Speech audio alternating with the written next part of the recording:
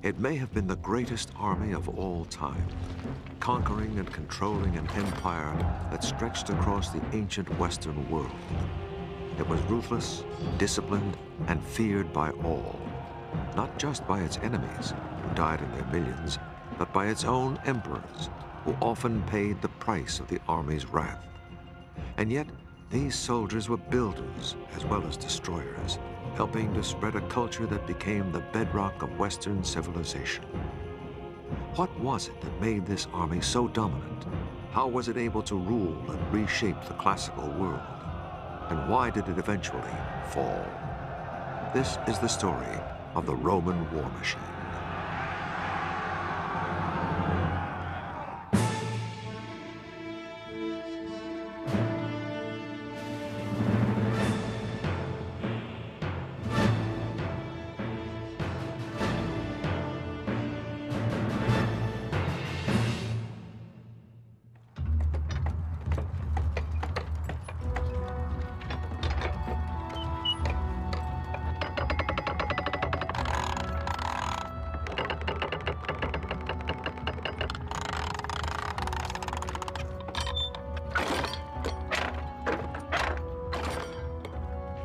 For any ancient people who refused Roman demands to surrender their town or city, weapons like these may have been among the last sights they witnessed on Earth.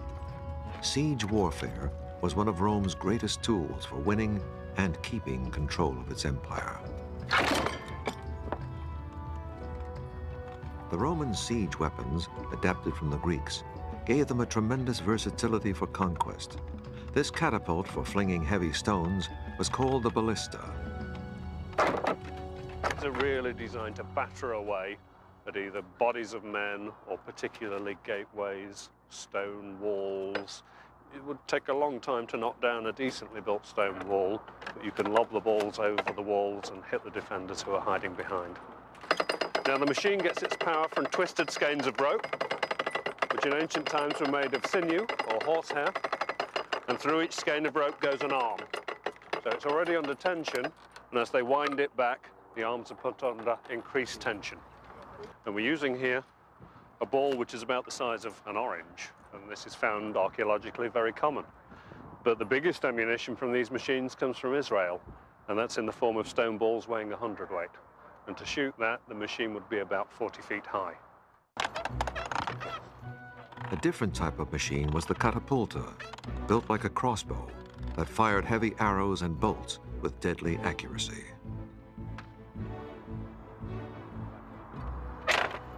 It's designed to shoot arrows, but an arrow far bigger than you could shoot with a handheld bow.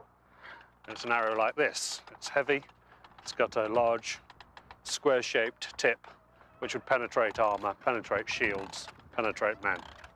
We know that when battering rams and siege towers, we used machines like this, were positioned in them to give that covering fire as the machine moved towards the walls.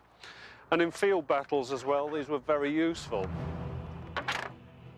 The Romans had other siege weapons too. They used high timber towers on wheels, manned by archers to pick off enemy defenders. Other movable structures, like tin sheds, were used to protect soldiers operating heavy battering rams. When attacking fortified towns, Roman soldiers often used the tortoise formation, locking their shields to protect themselves against the hail of enemy fire that would rain down from the walls. With all these weapons and tactics, there was almost no town or city in the ancient world capable of resisting the Romans, and those who tried were inviting slaughter and destruction. Perhaps the two most famous Roman sieges both happened in what is now Israel. Judea, as it was known then, was conquered around the time of Jesus' birth, but the native Jews bitterly resented the Romans, whom they regarded as heathen. And when the Roman governor demanded money from the Jewish temple, open revolt broke out in 66 AD. After 3 years of fighting, the Romans finally surrounded the main Jewish stronghold of Jerusalem. It took the Romans another 4 months to break through the 3 city walls protecting the temple. Catapults hurled huge stones at the defenders. These large, dazzling white limestone blocks hurled in by the Romans to the city. And the besiegers had their own slang. When they saw one of these white stones coming, they would shout, "Here comes a baby!" And they'd all lie down in the hope that it would go across them and land safely. The Romans, becoming aware of this, actually blackened the white stones so that they wouldn't be so visible. Once the Romans broke through, they ran amok, killing thousands of citizens and selling the rest into slavery. Jewish holy relics were carried off to Rome to be paraded in triumph, and the temple was destroyed. If cities and communities in conquered areas quickly surrendered and came to terms with the Romans, they were generally pretty well treated. And in fact, their ruling classes were often given the Roman citizenship, sometimes very, very quickly, and could become quickly integrated into the Roman world. But people who continued to resist could expect very little mercy from the Roman state or the Roman army, and there were some cases where Roman behavior amounted virtually to genocide. The Romans later allowed the Jews to return to the temple site to mourn over the one remaining wall, hence the term Wailing Wall, and a tradition that continues today. Although the Jewish rebel cause was now hopeless, one band of zealots continued to hold out. They took over a fortress perched on a plateau, rising 1,300 feet above the Dead Sea Plain, south of Jerusalem. The fortress, called Masada, had been built 100 years before by King Herod in case of attack by the Egyptians. It seemed unassailable, and the 960 zealots dared the Romans to try. Masada is symbolic. It's important for the Romans because the elimination of this last resistance stands as a symbol that nothing will stand in front of the Roman Empire. There was no prospect of starving the place out anytime soon because Herod and his successors had put huge stores of food. There was plenty of water because Herod had constructed huge rain-fed cisterns inside the mountain that were fed during the winter rains. The only way to take Masada was by direct assault. The 10th Roman Legion, which had led the assault on Jerusalem, arrived at the foot of Masada in late 72 AD. The Roman force, with its auxiliaries and forced Jewish labor, totaled about 10,000. It began by building a wall, whose remains are still visible, that was 6 feet high and 3 miles long around the entire plateau, to let the rebels know there was no chance of escape. Unlike the rebels, who were well housed and supplied, the Romans were camped in a merciless desert, scorching by day and freezing at night. Supplies for their camps had to be brought in from the Jerusalem area, 16 tons of food a day and 5,000 gallons of water, about 400 donkey loads each day. But then, logistics were among the Romans' greatest skills. It's incredibly important, as was seen in the Gulf War, where millions of tons of equipment had to be moved in just so that the army could do its job. And the Romans were acutely aware of this, and their logistical organisation was really very good for the period, considering their limited technology. And of course, that is one of the main reasons they built all those roads, was to keep the army capable of moving and to keep it fed and supplied. Without these logistical skills, the Roman Empire couldn't have been maintained. Now the question for the 10th Legion was, how could it assault the summit? From nearly every angle, the 1,300-foot cliffs were just too steep. But there was one possibility on the western side, where the height was only 250 feet, with a rocky outcrop that gave the chance of building a ramp for the siege equipment. The Romans and their laborers began building the ramp, protected by movable sheds, and were given covering fire by archers and catapults. The Jewish defenders probably used slingshots in self-defense. This pile of slinging stones has been found on the site. Eventually, the Romans came to within 50 yards of the summit fortress. Just how long it took to build the ramp has been a subject of debate. The popular view is that the siege of Masada lasted for 2 or 3 years.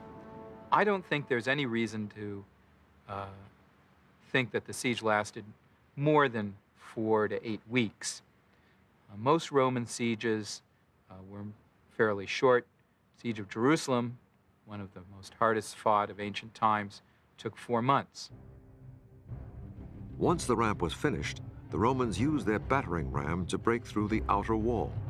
But that wasn't enough, because the defenders had built a second wall behind it, made of wood and earth that the battering ram could not budge. The Romans responded by setting fire to the Jewish wall. And this seemed to work initially, but at one moment the fire blew back and looked like it might burn all the Roman siege engines. But as Flavius Josephus, who recorded this, said, God was on the Roman side and the fire blew in and burnt down the Jewish wall. The Romans waited for the next morning to make their assault, and inside, the rebels knew that their capture would mean a terrible fate. In most cases, rebels were enslaved, but they also might have been killed, even crucified, or sent to fight in gladiatorial games. So the rebels decided their own fate. They drew lots to determine who would kill the women and children, and then each other. When the Romans burst in at daybreak, they were met only with silence. Then they were approached by 2 women and 5 children who'd hidden and escaped the mass suicide, and they told the Romans what had happened. It's to the Romans' credit that they were amazed that this had happened, that they felt even in their victory there was an element of defeat.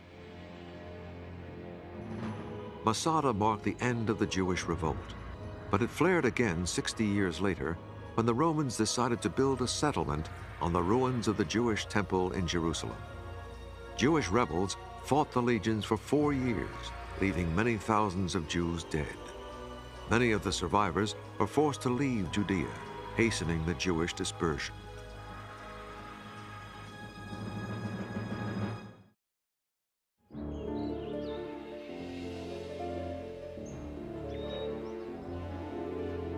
By the year 100 AD, the Roman Empire had been expanding for some 4 centuries, and under the Emperor Trajan, himself a general, the expansion continued. He annexed Dacia in modern Romania, plus Arabia and Armenia, and drove deep into present-day Iraq, reaching the Persian Gulf in 116 AD. But these new conquests stretched the Roman army to capacity. When Trajan died in 117 AD, he left another general, Hadrian, as his successor. But Hadrian quickly reversed the expansion policy, pulling out of Iraq and fixing the empire's borders. He had seen the human cost of that and how difficult it was for the Romans to expand any further into lands which were apparently more capable of resisting them. Hadrian did not just draw lines on a map. He had very visible boundaries built on the frontiers. In Germany, it was a 9-foot wooden palisade, now partly reconstructed on site, which ran for 350 miles between the Rhine River and the Danube as a control line against German tribes.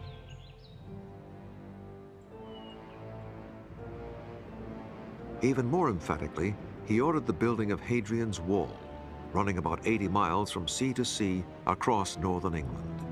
It was 15 feet high and dotted with forts that together housed about 10,000 soldiers. Time has weathered it down, but partial reconstructions show how astonishing it must have looked to British tribes. The ancient writers say only that it was built to separate the Romans from the barbarians, and archaeological evidence at one fort near the wall, Vindolanda, shows there were battles in the region not long before the wall was built.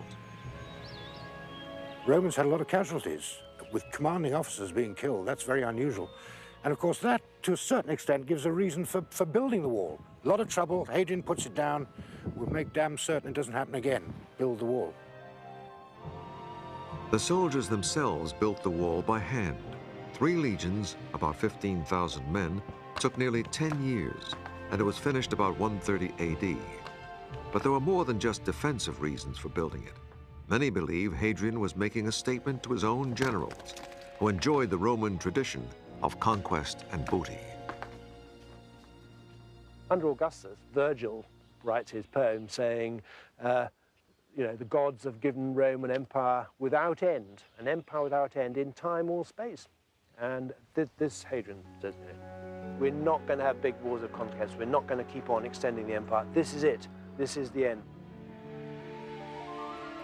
The wall, with its many gateways, also served as an economic barrier for collecting taxes on trade and preventing weapons dealing between local tribes. And Hadrian, the general himself, who'd spent much of his life in the army, would have been conscious of keeping the legions busy, so they had less time to hatch political plots. There's nothing more dangerous, I would have thought, than a highly trained killer with nothing to do. I mean, what is your soldier? He's a highly trained killer, paid by the state. And if you don't give him anything to do, you're asking for trouble. The wall might also be a monument to Hadrian's ego. He loved building on a grand scale and considered himself an expert on architecture. He personally helped to redesign the Pantheon in Rome.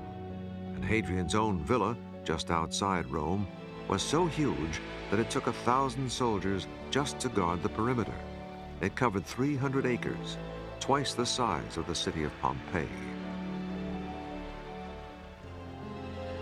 While Hadrian's wall and other defensive barriers were strong symbols of the limits of the empire, they were not strict borderlines. The Roman army still controlled areas well beyond the physical frontiers. The Romans would patrol long distances beyond those frontiers and also had networks of spies and intelligence agents. They would expect to know of any possible threat to those frontier lines well in advance and could actually nip it in the bud. At Vindolanda, excavations have revealed a letter written by a Roman officer out on patrol, well beyond the official frontier. And he actually writes into our commanding officer saying that they've done their job. Should the men be dispersed back to their units, or should they all be brought back to Vindolanda? But the real point of his letter has got nothing to do with that. The real point of his letter is that the men have run out of their beer supplies. He's asked for more. They haven't come. Why not? Another way the Romans patrolled their many borders was with their navy.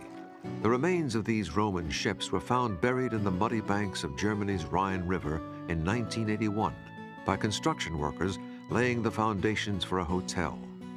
Based on what was found and referring to Roman artworks, experts have built life-size replicas of Roman Navy ships at the Naval Museum in Mainz in Germany. The Romans largely used oared warships, galleys, and these were crewed actually not by slaves, as Ben-Hur has suggested, but actually by free sailors and marines.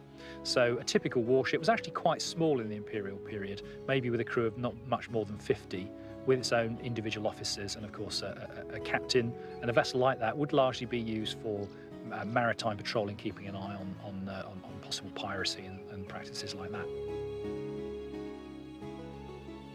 The ship recreated here was 65 feet long, powered by 32 oarsmen, and sails when the wind was right, and was capable of going 12 miles an hour.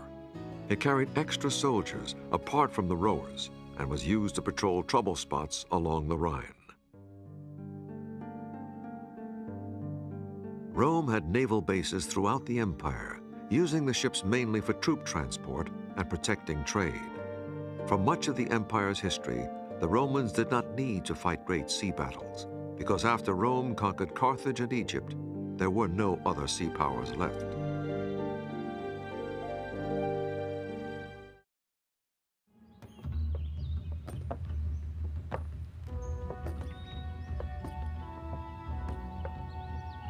When the Emperor Hadrian decided to fix the borders of the Roman Empire, he helped change the nature of the Roman army itself.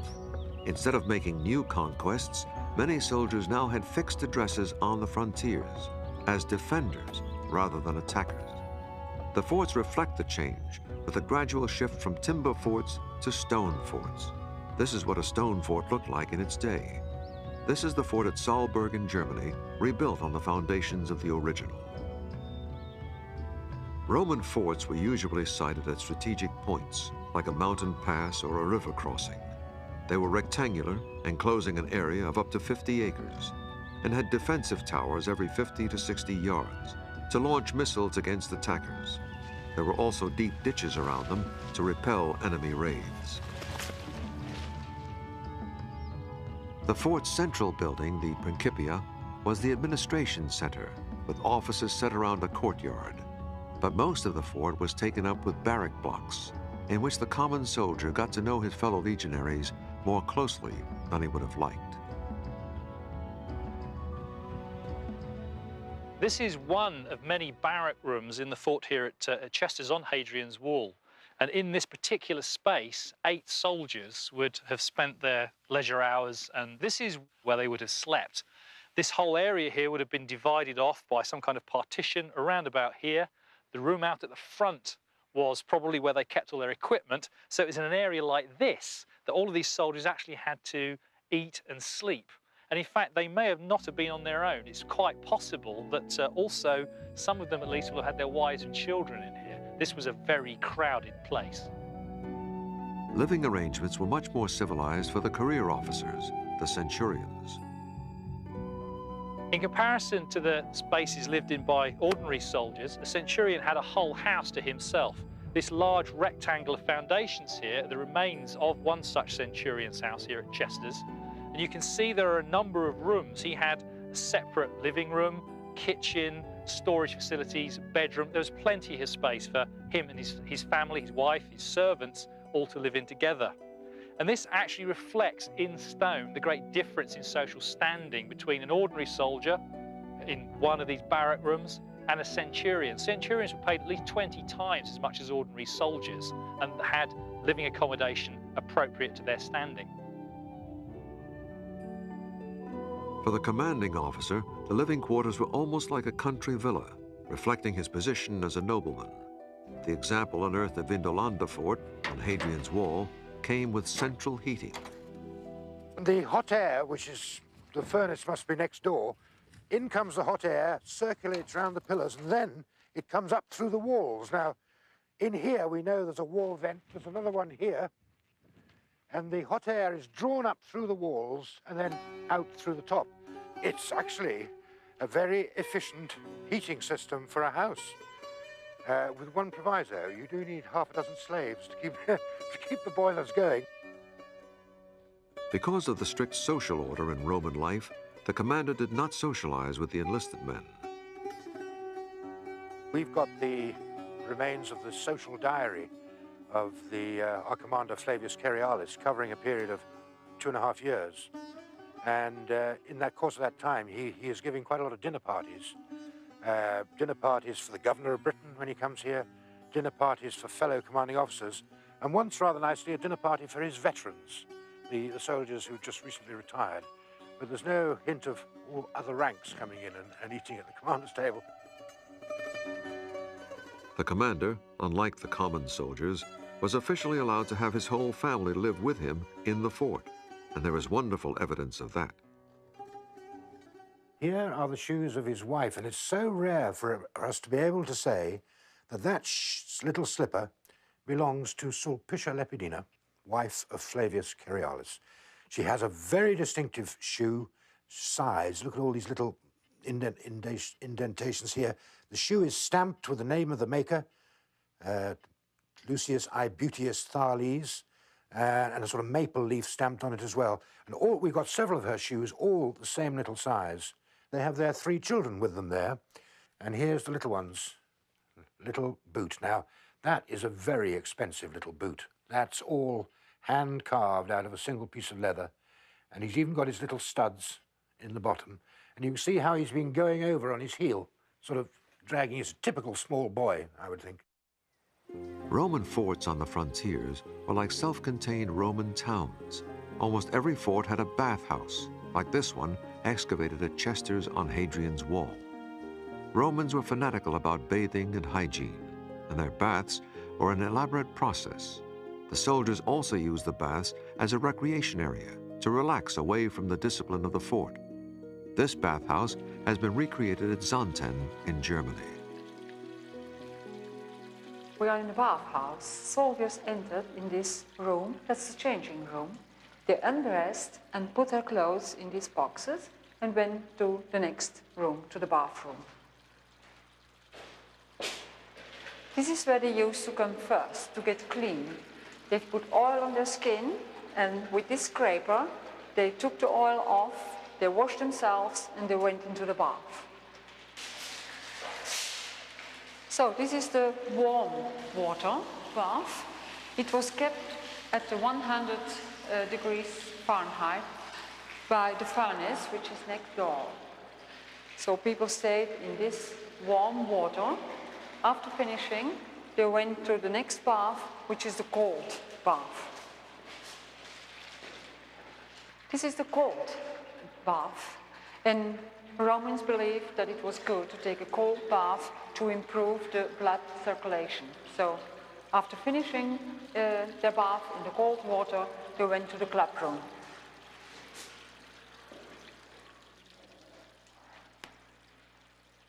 So this is the club room where soldiers came after having their cold bath. They could stay for a while here. They could talk to each other, playing dice, having massage, and just forget being a soldier for a short while. Another prominent example of plumbing was the toilets, which were communal. Seats were only 2 feet apart and were open to the air, except for a small roof. Because toilet paper had not yet been invented, soldiers used a sponge on a stick, which they cleaned in the water channel that ran in front of the seats. For the soldiers' amusement, many forts had amphitheaters, like this one reconstructed at Zonten in Germany. They were used for special festivals, including religious sacrifices, and also modest versions of Roman games, including gladiator contests. Soldiers on the frontiers needed diversions because there were long periods of boring peace. I would have thought that most Roman soldiers serving on the wall here, doing their full 25 years, might never cast a spear in anger in the whole of that time. Soldiers spent much of their time doing paperwork. The forts generated tons of it. Some of it has miraculously survived at one Roman fort. Coming up, actual soldiers' letters from 2,000 years ago, giving a fascinating portrait of life on the frontier.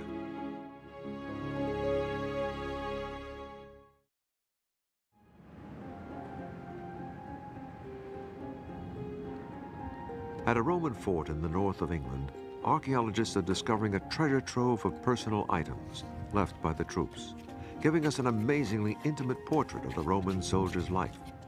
From deep in the mud at Vindolanda Fort have come hundreds of soldiers' letters. Here is an example of a document written in ink on specially prepared wood. It's either alder or birch, local wood that they've specially created these tablets for. We don't work from the originals at all. We work entirely from the infrared photographs because they show up so much more than you can see with the naked eye. Direct messages from the past. There's a lovely one, and that is from an officer, our commanding officer, a draft letter going out from here saying, "When I was with you, I left behind all my hunting nets. Please send them on to me, namely my special drag nets for swans, the small nets for thrushes," and so it goes on. This extraordinary letter coming in to a soldier saying, "I am sending you a parcel of some socks, 2 pairs of shoes," and then it said subligaria. Now, subligaria is a very rare word, and that had people thumbing through all the dictionaries. It does appear, I think, in a fairly rare poem of the poet Catullus. It's underpants. And much more than just letters have been found at Vindolanda. There are all sorts of weapons and evidence of how the soldiers used them.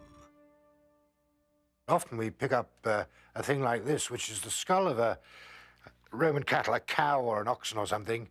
It's been poleaxed. You can see the big indentation here. Someone has banged it like that. And then it's obviously been stuck on a pole and used for target practice. We have actually several of these. You can see where the Roman ballistas have gone boom, straight in.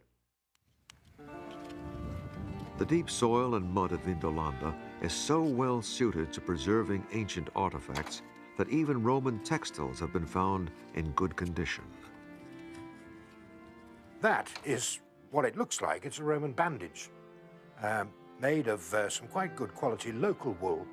But we get everything from bandages to bits of big jerseys, even a sock made out of two different pieces of textiles sewn together. But again, you know, it's wonderful getting the textiles. They've lost their color, although by analyzing them, we can actually work out what color they originally had. And you'll see in our display case, their colors are much softer and gentler than the rather harsh colors produced by artificial dyes today.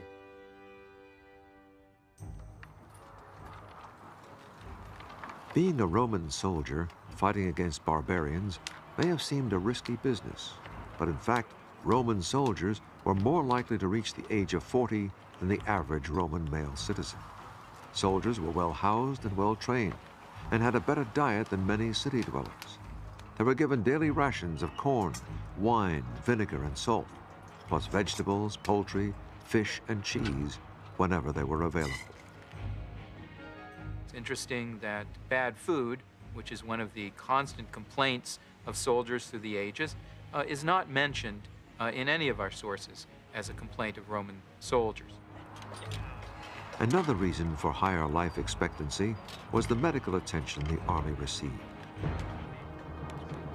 And it was so advanced that soldiers expected to live through their service, and it's one of the few ages in history when men had a higher life expectancy than women because of the battlefield medic. For the army doctor, the most common job was to fix battle wounds. This is an arrow, a male-piercing arrow, and if it's gone into the arm, it's got to come out, obviously. You can't just pull it out. The first thing you've got to do is use a scalpel to make an incision either side of the arrow to open it up. And retractors are brought in to peel back the skin and expose the arrow. Then you can start to draw it out. If you've got severe bleeding, you might need to clamp it. These clamps are virtually identical to ones that are used in modern operating theatres. Or these, which look like a tweezer, but with a sliding ring, clamp tight shut. To stop the bleeding, a cautery. You heat this up over coals, insert it in, seals off the wound. Great. Finally, you want to close the wound over. Now, you could stitch it, and we got needles made of bronze and bone, but the items that they stitched it with, sinew or flax, was a contaminant. It festered in infection. So they came up with wound staples. These are made out of silver, which is hypoallergenic. Insert it into one side of the wound, pull it over, and stick it in, and that holds it tight. And the little lines that are on it that look like decoration, they're weak points when it comes to taking it out. You snip those, and it comes out easy. And they're using these at the end of the 20th century. They're finding that staples heal faster than stitches. So we're moving back to ideas that they had 2,000 years ago. Roman medics were also herbalists, prescribing rosemary as an antiseptic and caraway as a poultice for bruises. Another thing about caraway is the essential oil of it's a stimulant, and it's supposedly good for flatulence. And when you've got 8 men sharing a small leather tent, that's probably a good thing. Like most armies, the Romans believed that the gods were on their side, and so the soldiers were particularly careful not to offend those gods. Before a battle, animals would be sacrificed and omens would be studied. For example, the flight of birds or cloud formations to determine if the gods wanted a Roman victory. The average soldier prayed to as many gods as he could manage. The traditional gods such as Jupiter, Apollo, Mars, and Hercules, plus any local gods in the country where he was campaigning. They do seem to have had an adopt-a-god scheme wherever they went. They were always terribly worried that somebody else had more important gods than them. And they were very concerned not to offend any deities. And the way that the Romans reacted to gods is they don't seem to have been too concerned about what happened in the afterlife. Their concern was to make sure they were as comfortable as possible whilst they were on Earth, and the way you ensured that was to keep the gods happy. One of the most popular gods that the Roman soldiers adopted was Mithras from Persia, who's usually shown slaying the mystic bull, whose blood is the source of life. Many forts had temples to Mithras, like this one, reconstructed at Salzburg in Germany. It would have been very dark. Each Mithraeum was supposed to be as dark as the original cave where Mithras killed the bull. So it would have been dark and smoky, and pine cones burning as incense on one of the altars. They all seem to have had this relief showing Mithras killing the primeval bull. Now this, according to Mithraic worshippers, was the act of creation. And from this act of killing the bull, all life sprang, and you can see that the wheat is growing from his tail there. One religion that was not very widespread in the army was Christianity. It did not become the official religion of the empire until the 300s AD, towards the end of the Western Empire. It would have been quite difficult, I think, to have been a Christian in the Roman army before it became the official religion, because the Roman army expected you to worship certain set deities, such as the birthday of the emperor or Jupiter on certain days. And if you were a Christian and believed there's only one God, then you would have a fundamental problem with that. The soldiers carried other objects of worship with them at all times. One was the legionary eagle, often made of gold. It was housed in its own chapel and anointed with special oil on religious days. The soldiers marched behind it into battle, and it symbolized the spirit of the legion itself. To lose your standard to the enemy was a terrible disgrace, and Roman soldiers literally gave their lives to save their flag and their symbols. There was also the cult of the emperor, and each legion carried his image. It was important for the troops to be able to recognize their emperor. He was with them in spirit, if not in person, though sometimes he would be there in person, as when the Emperor Hadrian toured the entire empire. Emperor worship was also an important part of Roman religious life. As well as worshipping their gods, the soldiers would worship their emperor. One way the emperors made sure the soldiers recognized them was by putting their faces on the coins the soldiers were paid with. Next, we'll look at the Roman soldier's pay, how he spent it, and how it helped to change the map of Europe.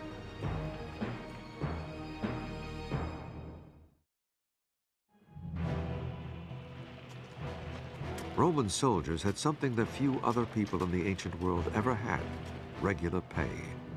Legionaries were paid the equivalent of a middle-class salary plus annual bonuses from the emperors to try to ensure loyalty.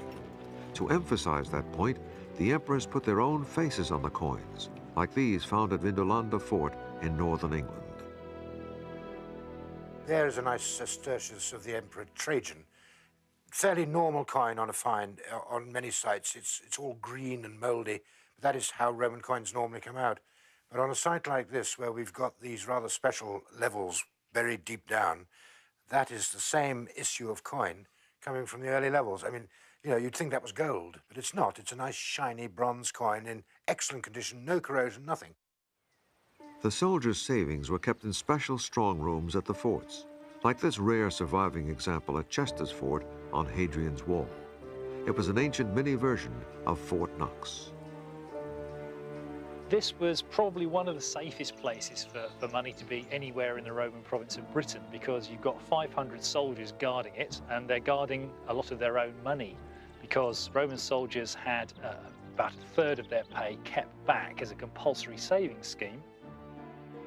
As well as compulsory savings, soldiers had deductions taken from their pay for food, clothes, weapons, and the burial club to pay for their tombstones. There were other deductions too. Fines for loss of equipment, buying that extra pepper to liven up the food, or indeed, if they're not feeling very well, buying some opium. I mean, we get opium on the tablets. The quartermaster is issuing it. We would like to think for medical purposes, but you never know. Because regular salaries were rare in ancient times, the Roman soldiers' pay was a magnet for local civilians wherever they went. Villages sprang up outside every fort. These are the remains of one such village outside Saalburg Fort in Germany. The town supplied the soldiers with food, alcohol, and entertainment, and there were always local women. Although soldiers were officially not allowed to marry until around 200 AD, when that law was changed, many soldiers kept unofficial wives and children in the towns next to the forts. This was tolerated because soldiers' sons often became new recruits. Some of the towns outlived the forts themselves and became great cities. Examples include Cologne and Bonn in Germany and York in England. It was in the civilian towns that many soldiers chose to live once they retired, moving just a few yards from inside the fort to outside. Sometimes towns were created by Rome as official colonies. The Roman government, as an act of policy, planted large numbers of veteran soldiers in a new city called a colony, a colonia.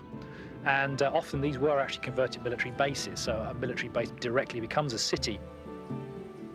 Colonies were like little Romes planted throughout the empire, a way of securing and Romanizing conquered territory while giving veterans a place to live.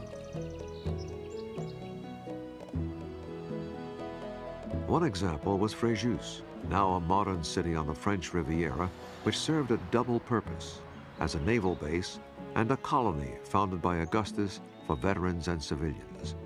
It was the birthplace of the great Roman general Agricola, who helped conquer Britain. Fréjus was a colony for the 8th Legion, and evidence of that has been found in recent excavations. This cheek piece of an iron helmet of the early 1st century AD. It is the protection of the right cheek of a helmet. And it's a very unusual find, especially in France, because on the Roman camps, the soldiers were very careful with their weapons. They didn't lose them. Fréjus had all the trappings of a Roman town, including an amphitheater holding 12,000 spectators, which is still used today for bullfights. It also had an aqueduct, probably built by the soldiers. These pillars supported a water channel that gradually sloped down to Fréjus from a mountain source 25 miles away. Roman engineers calculated the precise slope needed for the aqueduct, and then soldiers were brought in to do the heavy work of building.